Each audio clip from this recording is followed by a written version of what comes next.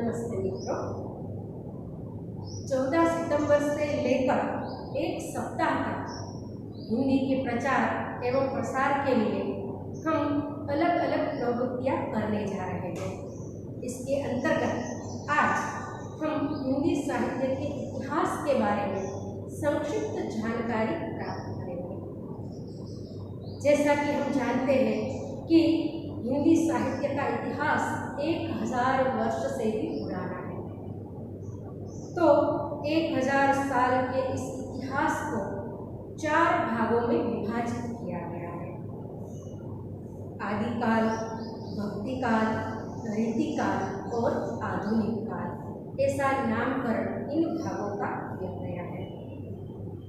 सबसे पहले आता है आदिकाल। आदिकाल का समय 7वीं शताब्दी से लेकर 14वीं शताब्दी के मध्य तक के काल को माना जाता है। इस काल को वीरगाथा काल भी कहा गया है, क्योंकि इसमें राजाओं की वीरता का वर्णन मिलता है।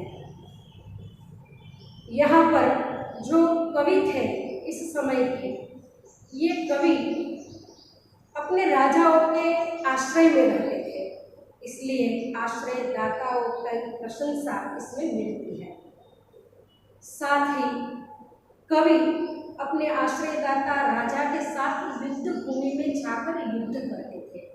इस कारण इस काल के साहित्य में युद्धों का जीवंत वर्णन मिलता है। इस काल के साहित्य में वीर रस का निरूपण मिलता है, क्योंकि राजाओं के युद्धों का वर्णन होता था। इस कारण इस समय जो कुछ यहाँ पर वीरता से भरपूर वर्णन है वह मिलता था।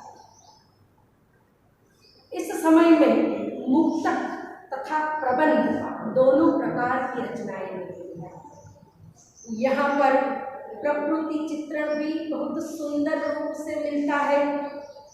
मुख्य रचनाएं हम देखें तो संदेश रासक, बिसल देव रासो, पृथ्वीराज रासो, कुमान रासो आदि है। मुख्य साहित्यकारों के रूप में चंद बरदाई, नरपति नाल्ह, दलपति विजय आदि जैसे साहित्यकार हमें मिलते हैं। इस समय की भाषा को हम देखें तो वह आज की खड़ी बोली हिंदी से बिल्कुल विपरीत थी, अर्थात हमारी समझ में न आए ऐसी कठिन भाषा थी। इसके बाद दूसरा भाग आता है भक्तिकाल। भक्तिकाल का समय 14वीं शताब्दी से मध्य से लेकर 17वीं शताब्दी में माना जाता है। यह समय हिंदी का श्रेष्ठ युग माना जाता है। श्रेष्ठ कवि और उत्तम रचनाएं इस समय में हुई थी। इस समय में भक्ति भावना साहित्य का मुख्य केंद्र थी, इसीलिए इस काल का नाम भक्ति काल पड़ा। इस समय में गुरु का महत्व था। गुरु महिमा को लोग बराबर ही समझते थे, मानते थे। समाज में जो आडंबर थे, उन आडंबर का विरोध भी इस काल के साहित्य में मिलता है। साथ ही साथ भक्ति काल को 2 काव्य धाराओं में विभाजित किया गया है, निर्गुण काव्य धारा और सगुण काव्य धारा। निर्गुण काव्य धारा को 2 नाम मिलते हैं, संत काव्य धारा और सूफी काव्य धारा। जो संत काव्य धारा थी वह ऐसा मानते हैं कि ज्ञान से ईश्वर को प्राप्त किया जा सकता है, जबकि सूफी काव्य धारा के कवि ऐसा मानते थे कि प्रेम से ईश्वर को प्राप्त किया जा सकता है। संत काव्य धारा के मुख्य कवि के रूप में कबीर, रैदास, मनुकदास, रामानंद, दादू दयाल आदि हमें मिलते हैं। सूफी काव्य धारा में झांसी, मुल्ला दाऊद, कवि दामोदर, ईश्वरदास जैसे कवि हमें मिलते हैं। सगुण काव्य धारा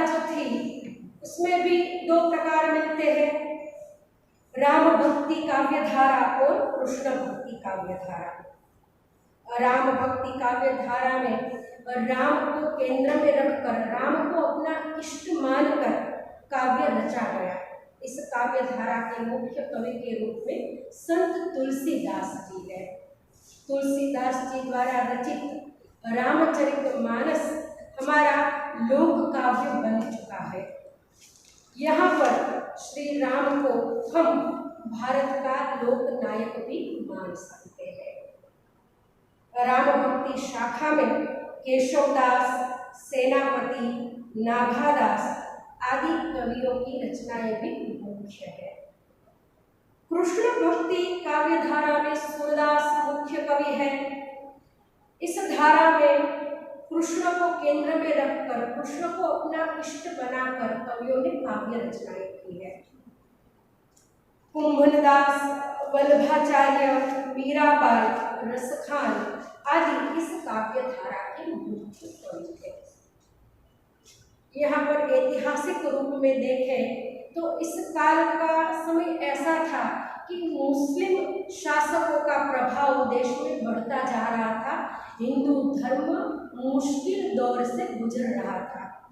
ऐसे समय में हमारे कवियों ने भक्ति को केंद्र बनाया और साहित्य की रचना की, जिससे कि हिंदू धर्म की रक्षा हो सके।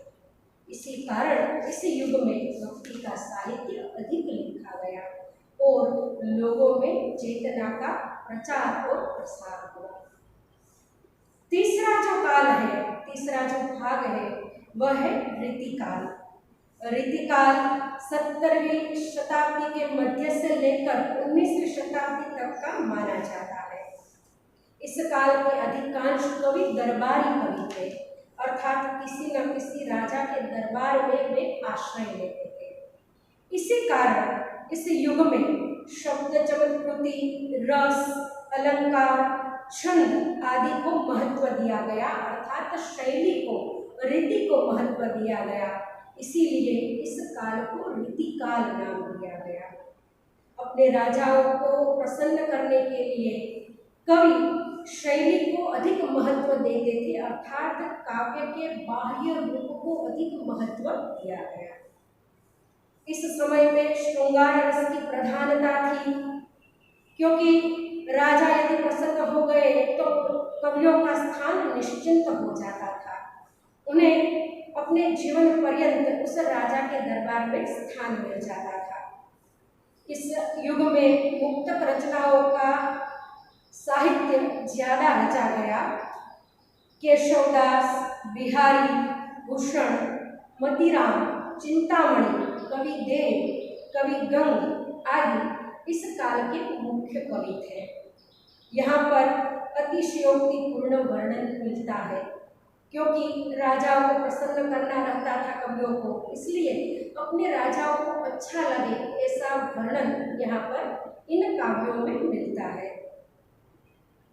कठिन शब्दावली, छंद, अलंकार से भरपूर साहित्य रीतिकाल के दौरान रचा गया। अंतिम भाग को नाम दिया गया है आधुनिक काल। आधुनिक काल का समय 19वीं शताब्दी से लेकर आज तक का माना गया है। साहित्य विकास की दृष्टि से यह सर्वश्रेष्ठ समय था। पद्य के साथ साथ गद्य की अन्य विधाओं का विकास भी इसी काल में हुआ। गद्य को प्रधानता इसी काल में मिली। स्वातंत्र्य संग्राम का समय था, इसलिए राष्ट्रीय भावना का विकास हुआ। हिंदी भाषा का प्रचार और प्रसार भी इसी युग में हुआ। खड़ी बोली हिंदी अर्थात आज की बोलचाल की हिंदी का प्रयोग आधुनिक काल के साहित्य में मिलता है। इस काल में गद्य की विभिन्न विधाएं जैसे कि निबंध, नाटक, उपन्यास, कहानी, आलोचना, रेखाचित्र, संस्मरण, डायरी आदि का भरपूर विकास हुआ। आदि विधाओं में भरपूर लेखन कार्य हुआ। मुख्य साहित्यकार के रूप में हम देखें तो यह नामावली इतनी लंबी बन जाती है कि यहाँ पर मैं सभी के नाम नहीं ले पाऊंगी।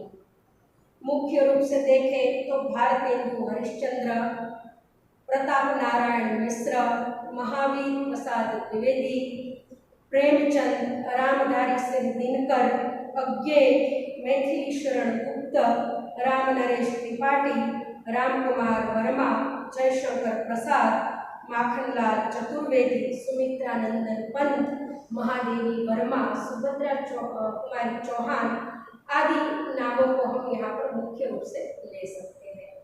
तो हमारा जो आधुनिक काल है वह इतना उन्नत है, इतना समृद्ध है कि आज भी विभिन्न विधाओं में लेखन कार्य हो रहा है और हिंदी साहित्य को उत्कृष्ट समृद्धि देने वाला लेखन मिल रहा है और मिलता रहेगा।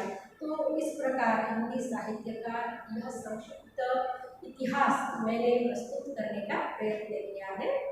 नमस्कार।